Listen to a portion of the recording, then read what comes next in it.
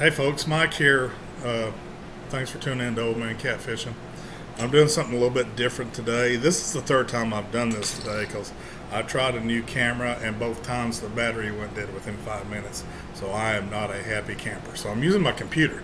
So let's see how this does, and hopefully if it works good whenever I record something here in the house, I'll just do it like this. In November, on the 19th and 20th, I'm going to the Catfish Conference Midwest. It was Catfish Conference West, but they changed it to Midwest because they're looking at coming up with a third one, and it's going to be in Texas. I don't know if they're going to call it. I think this is the one they're going to call Catfish Conference West. They're still going to have the one in Louisville the third weekend of February every year, and I contacted them and talked to Hervé and asked if this one in Kansas City was going to be every year the weekend before Thanksgiving. And he said, yeah. So I think it's a good thing. A lot of people say, well, it's deer season and stuff. Deer season's going on quite a while by then, and a lot of people are kind of burned out. And if you're looking at getting, ladies, if you get a ticket now, it's $7. If you get it at the door, it's $14, which still ain't bad.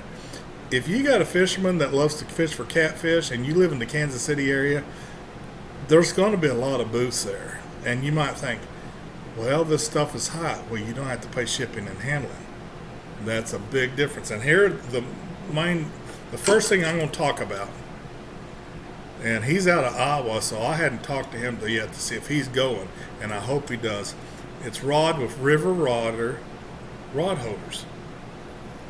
And I bought one. He went to the first catfish conference, and I saw that, and I'm a bank fisherman. I don't have a boat.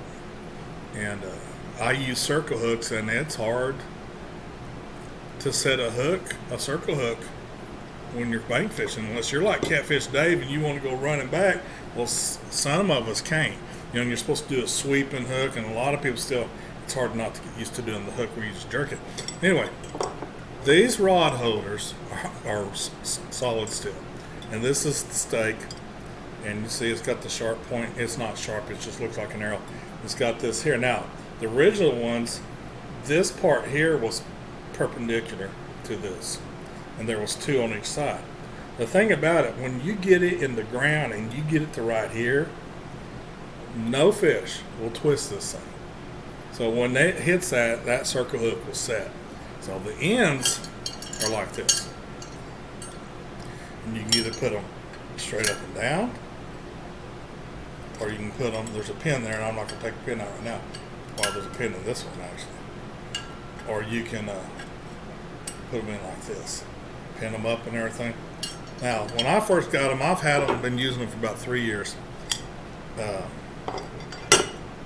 I got what they called the Bucket Buddy. Now, the Bucket Buddy come with two stakes and two of the rod holder parts.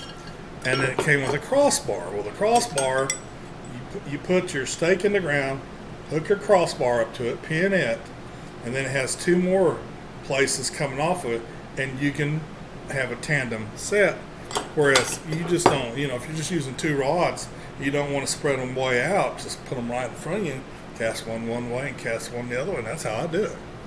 But I wanted to get two individuals. So there was one stake and I wasn't using it. So I ordered this other stake, this second stake, and got an extra head and everything. So what I'm going to do, the one right in front of me, I'm going to use it for my cut bait. And I've got a couple of rods. I don't really use that much. They're a little bit heavier action.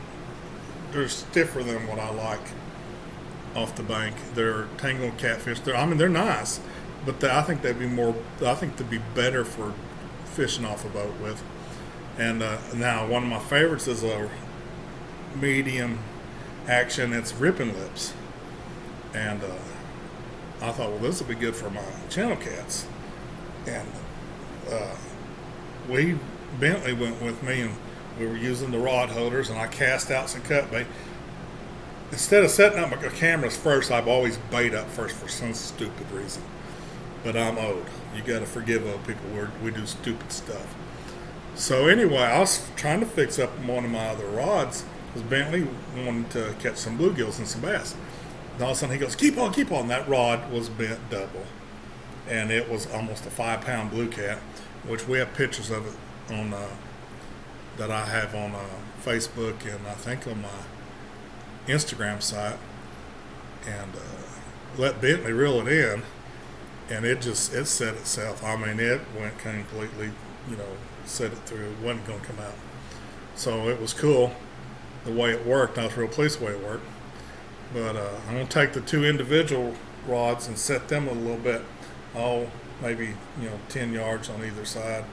And I've got 2 8-foot rods that I use, and I got bobbers on them, and the big bobbers. And so I'm going to use live bait and or cut bait. It depends on what I've got for them. And I'm going to have them set at different depths. I'll be fishing off the bottom with my 2 middle ones. I think that'll be a good way to check, see what's hitting, see what, you're not guaranteed every time you go out, but I still haven't hit my goals. I want to catch at least a 10-pound channel cat, and there's some, not where we go here in town, but I saw a picture of one caught out at last weekend out of Lake of the Ozarks. And this one little lake, Lake Niagara, I've seen, I actually took the pictures of that one, and it went over 12 pounds. And then I want to catch, I've never caught a flathead on rod and reel.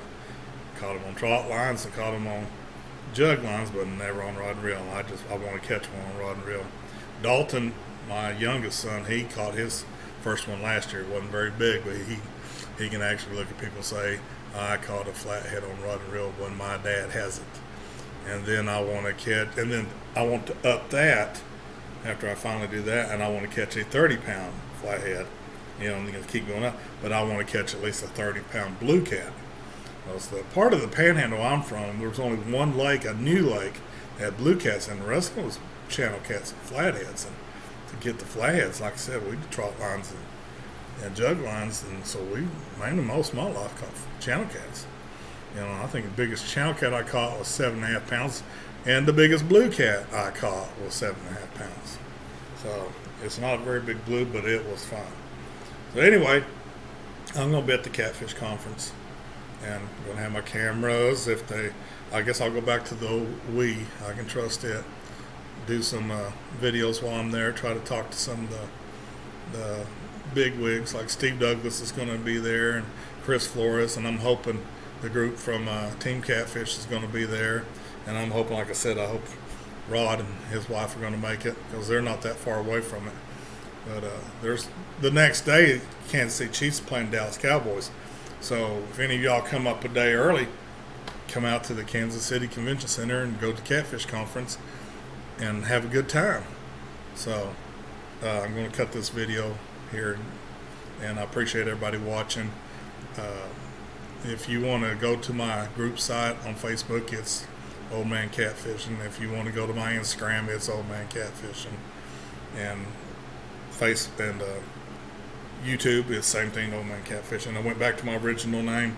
I've tried different names, but I went back to my original name, and I've had people start subscribing again. So if you don't mind, hit subscribe if you're not, if you haven't subscribed yet. If you like this type of video, let me know, and hit the thumbs up. Tell your friends, share it, and hopefully I'll see a bunch of y'all at the CatCon Midwest in November. Y'all have a good day, and God bless y'all.